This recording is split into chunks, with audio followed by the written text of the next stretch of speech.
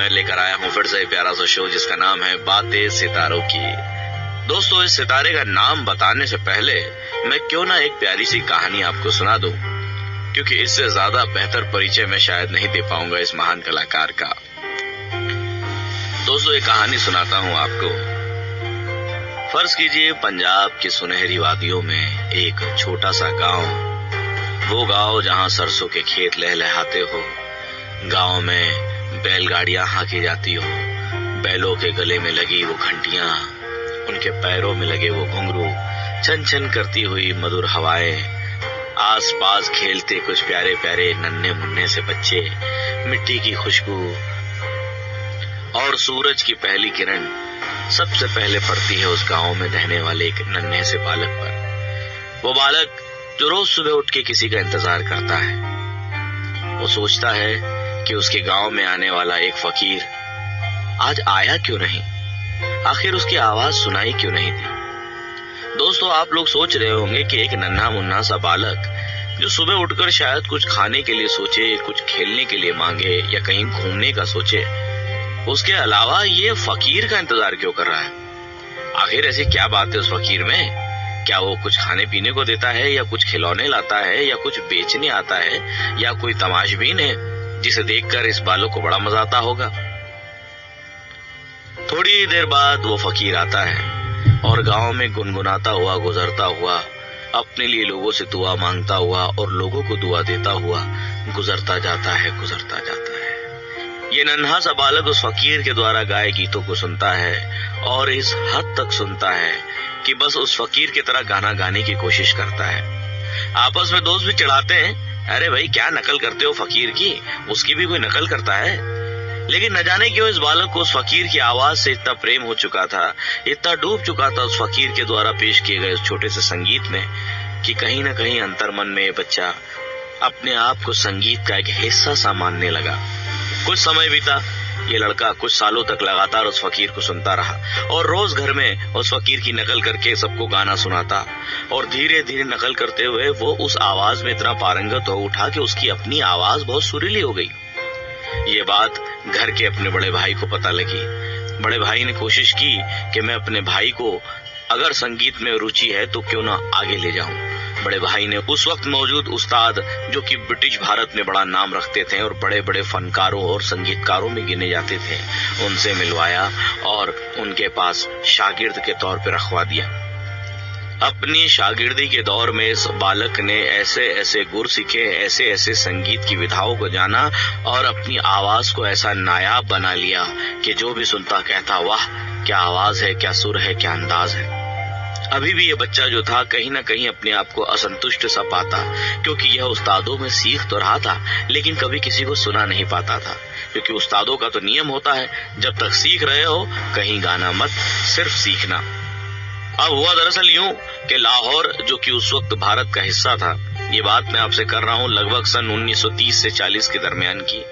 इस दौरान लाहौर में के.एल. सहगल साहब, जो उस वक्त बड़े सुपरस्टार हुआ करते थे संगीत के और अभिनय के, और फिल्में काफी आया करती थी उनकी, उनका एक शो था लाहौर में बड़ा मजमा लगा। यह छोटा सा बालक जो संगीत सीख रहा था, उस फकीर से लेकर बड़े उस्तादों तक, इसकी भी बड़ी इच्छा थी, बड़ी ख्वाहिश थी, क्योंकि कहीं ना कहीं इंस्पिरेशन इस बालक के लिए भी के.एल. सहगल साहब थे। बड़े भाई ने भाई इंतजाम किया, इस छोटे से बालक को ले गए कि आओ, अभी तुम्हारी उम्र कुछ 13-14 साल है, आओ तुम्हें पहला कॉन्सर्ट दिखाया जाए, एक शो हो रहा है, आइए मिलकर अटेंड करते हैं। यह बालक बड़े तरोताजा अंदाज में एक्साइटमेंट के साथ वहां पहुंच गए। अब होता दरअसल यूं है कि के.एल. सहगल साहब को आने में थोड़ा सा विलंब हो रहा है। अब हुआ दरअसल यूं कि लाइट चली गई। अब लाइट चली जाने की वजह से मजमे में मौजूद जितनी जनता या ऑडियंस थी वो सभी बौखला गई। कहीं से शोर, कहीं से आवाजें, कहीं से हुटिंग शुरू हुई, अरे भाई शुरू करो, अरे कुछ तो करो, अरे कब आएंगे सहगल साहब, अरे हमें तो बेवकूफ बना दिया, अरे ये क्या हो रहा है। इतने शोर शराबे में उस बालक के बड़े भाई ने उस बालक को देखा। बालक ने भी अपनी उम्मीद भरी नजरों से बड़े भाई को देखा और बड़े भाई गए और ऑर्गेनाइजर से बात करने लगे कि भाई मेरे साथ मेरा छोटा भाई है जो बहुत अच्छा गा लेता है, जहां तक हमारी मालूमात है। अगर आप चाहें तो के.एल. सहगल साहब जब तक नहीं आते, इस बालक को क्या मैं स्टेज पे भेज दूं, तब तक आपकी जो ऑडियंस है वो भी शांत हो जाएगी, उनका भी मन लगा रहेगा और ये भी थोड़ा रियाज के तौर पे गाना गा लेगा। ऑर्गेनाइजर ने कहा, नहीं भाई, केएल सहगल साहब का प्रोग्राम है, ऐसे ही किसी चलते बच्चे को हम थोड़ी ना उठा सकते हैं ऊपर, क्या आओ भाई गा लो, ये ऐसा कुछ नहीं है, अब नहीं करने देंगे। फिर भी बड़े भाई ने, जिसे पूरा यकीन था अपने छोटे भाई पर और उसकी नन्ही मुन्नी प्यारी सुरीली आवाज पर, उन्होंने थोड़ा सा जोर दिया और 2-4 लोगों ने मिलकर और जोर दिया। ऑर्गेनाइजर मरता क्या ना करता, जनता तो हूट कर ही रही थी। तो जनता की हूटिंग से बचने के लिए, जब तक केएल सहगल साहब आ ना जाए और बिजली वापस ना आ जाए, बगैर लाइट, बगैर माइक, बगैर किसी इलेक्ट्रॉनिक इंस्ट्रूमेंट के उन्होंने इस बालक को स्टेज पे चढ़ा दिया। यह बालक स्टेज पे चढ़ता है, एक राग, दूसरा राग, एक गीत, दूसरा गीत, और इस तरह से करते करते तकरीबन केएल सहगल साहब के आने तक 1 से 1.5 से पौने 2 घंटे तक यह लड़का गाता है।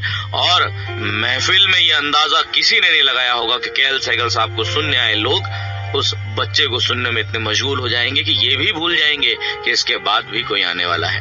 और जबरदस्त तालियां, जबरदस्त सीटियां, जबरदस्त शोर के साथ इस बच्चे का फिर से स्वागत हुआ और सभी जबरदस्त तारीफें मिली। और केएल सहगल साहब ने खुद उस बच्चे को सुना और कहा, वाह, तुम आगे जाके बहुत बड़े गायक बनोगे।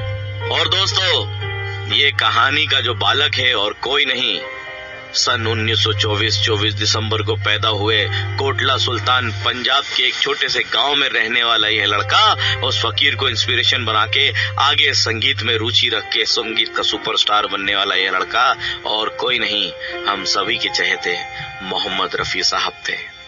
दोस्तों, थोड़ी सी ड्रामेटिकल स्टोरी मैंने आपको सुनाई रफी साहब की, लेकिन मैं क्या करूं, शायद संगीत में कोई भगवान या कोई ईश्वर का रूप हो सकता है तो वे सिर्फ और सिर्फ मोहम्मद रफी साहब हो सकते हैं। बड़े ही सौम्य स्वभाव के व्यक्ति, बड़े ही सुरीले, बड़े ही वर्सटाइल और बड़े ही कमाल के फनकार श्री मोहम्मद रफी साहब।